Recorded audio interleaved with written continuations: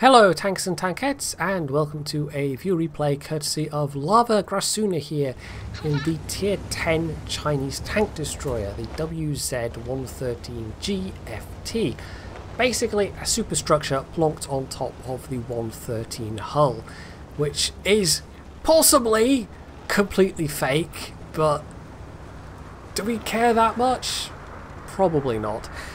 Anyway, so it's a 152mm gun, and the actual machine itself is also not terribly armoured. The superstructure is in fact, at least frontally, tougher than the upper and lower glacis plates. So it can maybe bounce some lower tier guns, but at tier 10 there's probably plenty of things that can punch through that sloped upper superstructure. So it's not like you can just sit and bounce things steadily all day long like you might be able to in some other tier 10 tank destroyers. Although well-armoured tank destroyers generally are a bit of a rarity. More of them tend to be quite thinly armoured machines where you have to be very cautious.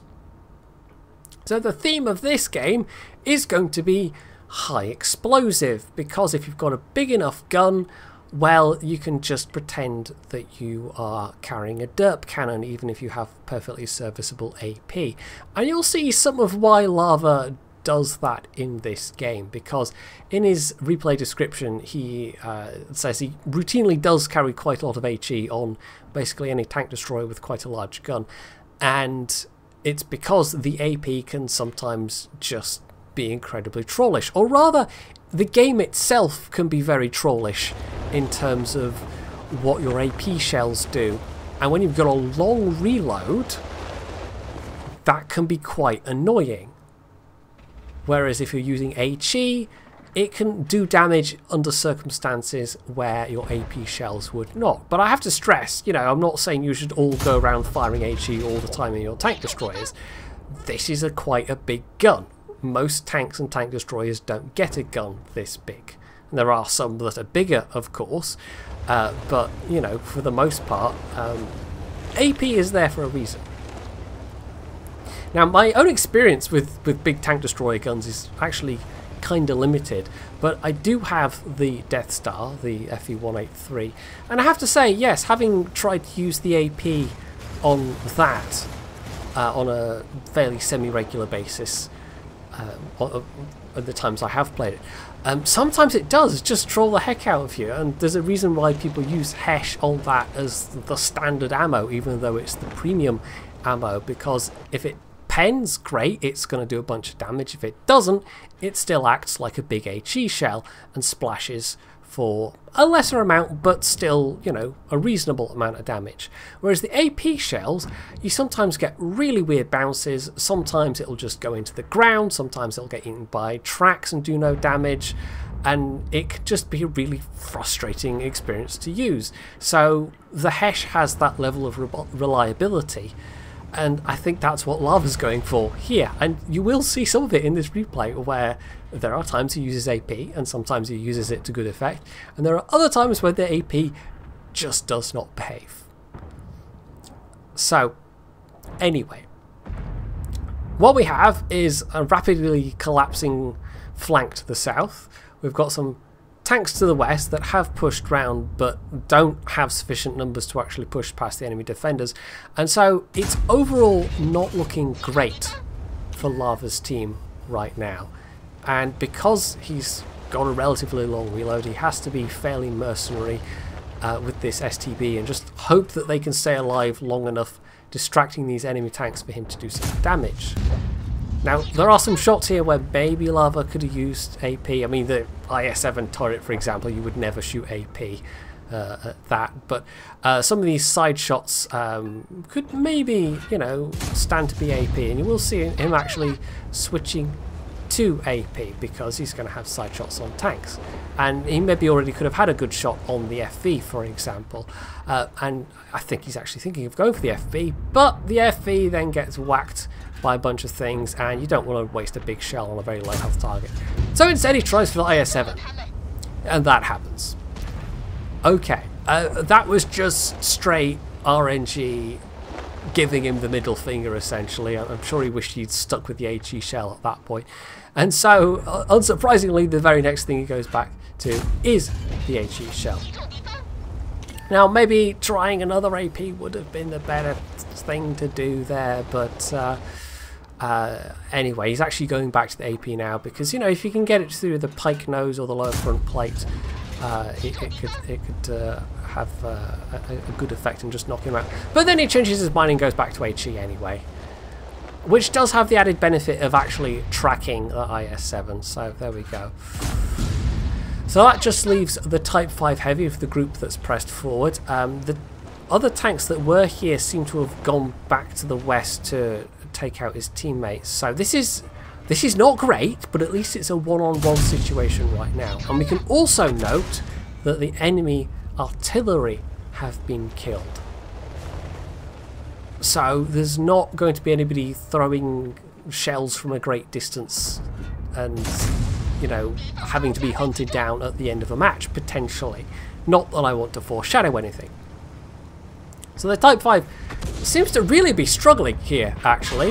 They managed to get a completely zero damage hit, or a close to zero damage hit, I'm guessing into the gun mantlet, and then that one must be into the upper superstructure armour, which is, I think, like 230mm, but it's quite well sloped 230mm plate, and so it really did a fairly minimal amount of damage. And then with the assistance of artillery, he was able to finish him off. And at that range, you know, what is it, 295 pen? It's quite a lot of pen with the AP. When you can get that very reliable aiming, then yes, absolutely you would use the AP. Unfortunately, well, it's going to let him down again with the 183, but his artillery allies are going to pick up the kill, because this is the stage of a game where there's low health enemies running around, and artillery can be very effective these days, just because the splash damage is a lot more reliable than it was with the old style artillery. So that just leaves 3 heavy tanks, and there's bad news, they are all together.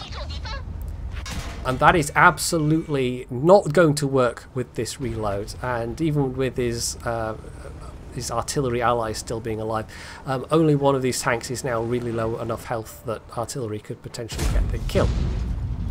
So they both kind of mutually do nothing to each other there, but he has a stroke of luck in that one of the IS-7s, he's gotten distracted. It's gone after one of the artillery and is now not even pointing his gun at lava, so that is just an easy kill right there.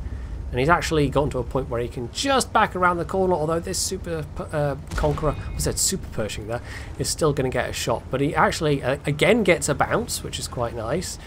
Takes the shot, but not a great trade. In fact, a pretty bad trade, because that was HE into the side, which really didn't do a lot to the Super Conqueror. And you'd be thinking, well, surely the IS-7 would have stuck with him, and they'd be now just working him over, because he's the most dangerous thing left alive. But no! The other IS-7 went after the other surviving artillery, leaving this to be a one-on-one fight. And so, although Lava has lost most of his hit points, so has that Super Conqueror. Now, the Super Conqueror could be dead right now, but he got a bit of a low roll with that AP, I believe. But the HE, like on 25 health, this is almost a guaranteed kill if he can hit them first. And he does. I'm not quite sure why the Super Conqueror was trying to, like, that was a weird position to be trying to come around the corner in. I don't know, but because the IS-7 wasn't there to immediately capitalise on his reload and take him out, this has now become a one-on-one situation.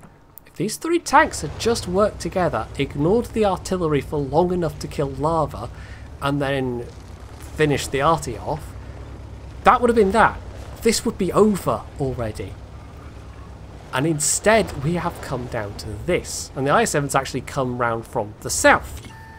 And because there's no enemy artillery, this position is now totally secure. The IS-7 has to expose themselves, as the Super Conqueror did, to even have a chance of getting a shot. Now, tries to actually side-scrape out a bit, which is not a terrible thought, but against HE, that was never going to work. So this was a complete failure of teamwork for the enemy team at the end, and Lava absolutely took that opportunity and ran with it, but he was still left on not a lot of health at the end of that. So 6,800 damage done with another 2.3k assistance, and that was all unsurprisingly enough to get him an ace tanker with almost 1,500 base XP.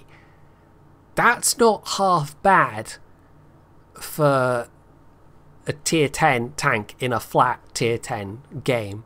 You've got to do some quite hard work to get nearly 1,500 base XP under those circumstances. There's no boost from you know, damaging higher tier tanks there, just inherently. So yeah, that was quite well done by Lava, and it was a completely ridiculous example of how to throw a game on the part of the enemy team, because they came around that corner, 3 tanks. Lava must have been absolutely bricking it at that point, thinking, right, the end is nigh, and instead they just did the worst possible thing, and it cost them the game. So you never know when a seemingly hopeless situation is actually going to turn out to be actually, you know, doable because of enemy incompetence. You can never quite tell up until the point where it's actually happening. So I'm going to conclude this video with just a brief pimping of my replays upload site. It is, let's see if I can actually remember the URL, phj.what-record.com, which is slightly awkward to say out loud, but you can find a link below basically every tanks video. It's where I picked this one out from, and it's where I pick out the vast majority of my tanks replays from these days. If you're still using the old replays email, I don't really check that for tanks replays these days. I pretty much only go to that for warships viewer submissions. So anyway, hopefully you enjoyed this replay, and if you did, you can hit the like button, you can leave any comments below, you can sub to my channel if you haven't already, and as always, stay tuned for more.